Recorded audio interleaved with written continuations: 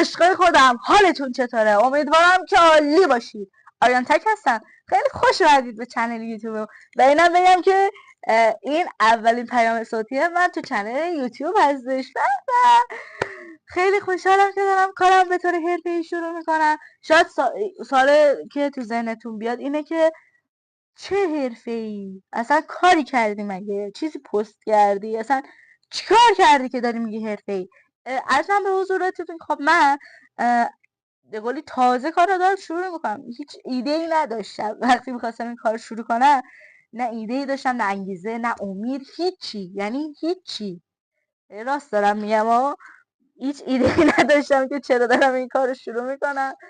و همینجوری بدون که بلد باشم، یاد گرفته باشم، بدونم پیش زمینه هیچی، یعنی از بیخوریشه هیچی، همینجوری اومدم شروع کردم. و همینی که برای منی که ناامید بودم و انگیزه نداشتم خیلی بود که بیام شروع کنم. و خب خوشحالم که دارم کارم جلو میبرم. همینجوری خودم یهویی شروع کردم اومدم جلو، این خودم خوشحال میکنه.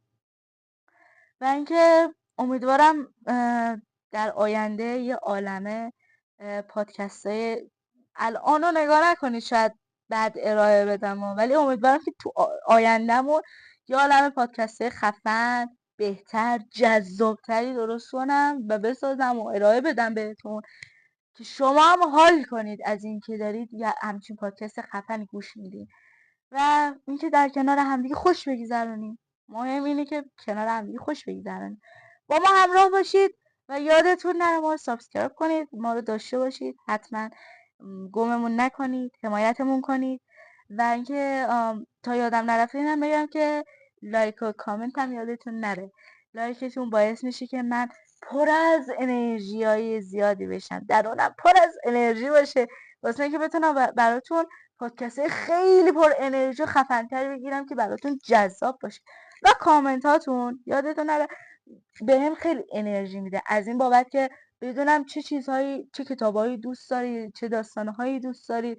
پیشنهاداتون رو بهم بگید، نظراتتون رو بگید، انتقادی داشتید، هر چی مثلا خواستید با هم صحبت کنید حتما بهم بگید. خیلی خوشحال میشم، انرژی میگیرم. واقعا دارم راست میگم. از اینکه با هم حرف بزنید، اینکه هر چی تو دلتون هست در هر باره‌ای باشه بهم بگید، خیلی خوشحالم میکنه. از اینکه بدونم چی خوشتون میاد، چی بدتون میاد، چه عذابتون میده، چه عذابتون نمیده. در کل هر چی باشه خوشحال میشم که توی کامنت ها حتما بهم بگید. دوستتون دارم خیلی زیاد. امیدوارم در کنار همدیگه بمونیم و خانواده آریان تک بزرگتر و بزرگتر بشه. دوستتون دارم. بمونید.